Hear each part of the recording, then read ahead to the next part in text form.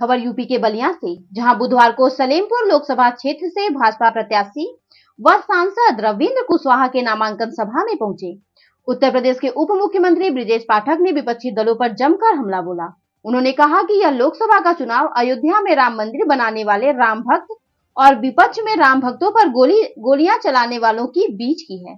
Deputy CM ने कहा कि 500 वर्षों के संघर्षों के बाद अयोध्या में भव्य राम मंदिर का निर्माण हुआ है।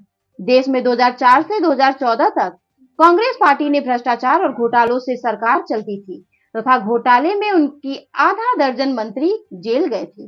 लेकिन जब आप लोगों ने 2014 में देश की बागडोर प्रधानमंत्री नरेंद्र मोदी के हाथों में सौंपी है, पूरा देश भ्रष्टाचार मुक्त हुआ तथा देश की वास्तविक ताकत व विकास का डंका पूरी दुनिया में बज रहा है। रविंद्र कुशवाहा को जिताने की लोगों से अपील भी किया।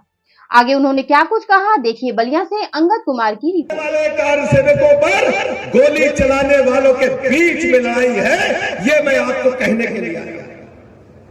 हम लोग भारत माता की जय बोलते हैं। अभी सभी लोगों ने वक्ताओं ने भारत माता की जय के नारे लगाए, लेकिन दूसरी तरफ जो प्रत्याशी है, दूसरी तरफ जो समाजवादी पार्टी चुनाव मैदान में है, वो भारत माता की जय नहीं बोलते। उनके नेता भारत माता को डायन कहते हैं। भारत माता की जय और भारत माता को कटु शब्दों का इस्तेमाल करने वालों के बीच में लड़ाई है, ये मैं आपको बताने के लिए आया। बहुत लंबा अगर इतिहास न डाले, 14 से लेकर अब तक मोदी जी की सरकार, भारतीय जनता पार्टी के गठबंधन की एनडीए की सरकार चल रही है और 4 से लेकर 14 तक कांग्रेस पार्टी के गठबंधन की यूपीए 1 और यूपीए 2 की सरकार थी। अगर बहुत लंबा इतिहास न देखे तो कांग्रेस पार्टी ने 4 से लेकर 14 तक देश के अंदर भ्रष्टाचार के सारे पैमाने तोड़ने का काम किया था। कांग्रेस की सरकार थी और कांग्रेस के ही ढेर सारे मंत्री जेल खाने की हवा खा रहे थे भ्रष्टाचार में। नया मोबाइल आया था, 2G स्पेक्ट्रम घोटाला हुआ था तो उनके संचार मंत्री जेल खाने चले गए थे और सरकार उन्हीं की थी, जेल की हवा खा रहे थे। कोयला घोटाला हुआ था तो उनके मंत्री जेल खाने के अंदर ठूस दिए गए थे, सरकार उन्हीं की थी। सेना के बने भवनों में घोटाला हुआ और हद तो तब हो गई जब कॉमनवेल्थ देशों के खिलाड़ी दिल्ली में इकट्ठा हुए। कॉमनवेल्थ के खेल हो रहे थे,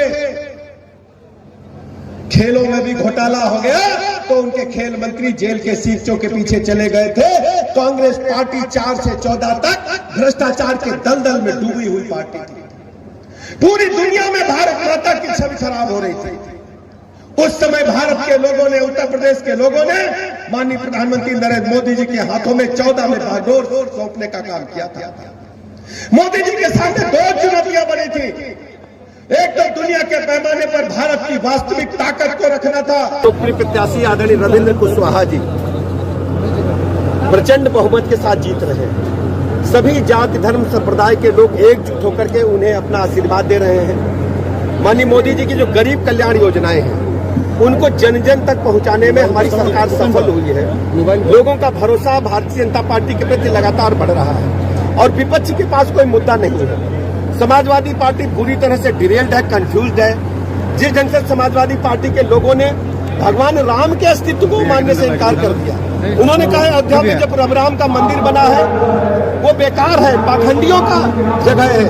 मैं इस बयान की बहुत भर्त्सना करता हूं और आने वाले दिनों में समाजवादी पार्टी को इसका खामियाजा भुगतना पड़ेगा। बयान दिया है मायावती ने, आकाश आनंद को सैम पित्रोदा ने जो बयान दिया है, कांग्रेस की मानसिकता झलकती है। जो कांग्रेस ने अपने मैनिफेस्टो में कहा है कि हम संपत्ति की स्क्रीनिंग करेंगे, आपके यहाँ जो गहने हैं उनकी स्क्रीनिंग करेंगे, उसके तत्काल बाद दूसरे दिन ही उन्होंने अपना बयान जारी करके कहा कि अमेरिका की तरह विरासत टैक्स भारत में भी लगना चाहिए।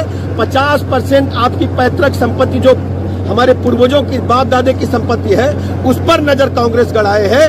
कांग्रेस को इसका खामियाजा भुगतना पड़ेगा और कांग्रेस के और भी दुर्दिन आने वाले हैं। उत्तर प्रदेश में 0 सीट कांग्रेस को मिलेगी। रायबरेली, अमेठी सहित सभी सीटों पर भारतीय जनता पार्टी। लालू जी मुसलमानों को आरक्षण देने की बात कर रहे हैं। उत्तर भारतीय जो है वो अरबी है, पूर्व वाले जो है वो चाइनीज दिखते हैं, या फिर साउथ वाले। सैम पित्रोदा इस प्रकार की हमेशा कंफ्यूजिंग बातें, लोगों को गुमराह करने के लिए, भारत को समाज में बांटने वाली बातें करते रहते हैं और ये सब कांग्रेस की दिमागी हरकत है। कांग्रेस की ही सोच इस प्रकार की है कि देश में हमेशा इस प्रकार की अव्यवस्था को उत्पन्न किया। लालू जी मुसलमानों को आरक्षण देने की बात कर रहे हैं। बहुत ही दुखद है। आप जानते हैं कि वो सब तुष्टीकरण की राजनीति करते हैं। भारतीय जनता पार्टी सर्व समाज को साथ लेकर। सर, एक सबसे बड़ा सवाल है कि कांग्रेस ने जिस तरह से राहुल गांधी पूरे चुनाव से पहले अडानी के खिलाफ लगातार बयानबाजी करते रहे, लेकिन चुनाव के समय में वो राहुल गांधी हो, प्रियंका गांधी हो या कांग्रेस के कोई नेता हो, अडानी के ये खिलाफ फ्रस्ट्रेशन में है। इनके पास कोई नीति एजेंडा नहीं है। पिछले 60-70 साल जो इन्होंने देश में शासन किया है, भ्रष्टाचार के दलदल में डूबे हुए लोगों का समूह है और केवल अपने बेटा बेटी को सेट करने में विपक्षी पार्टियां लगी हैं, जबकि भारतीय जनता पार्टी सर्व समाज की पार्टी है। अडानी के खिलाफ चुनाव में नहीं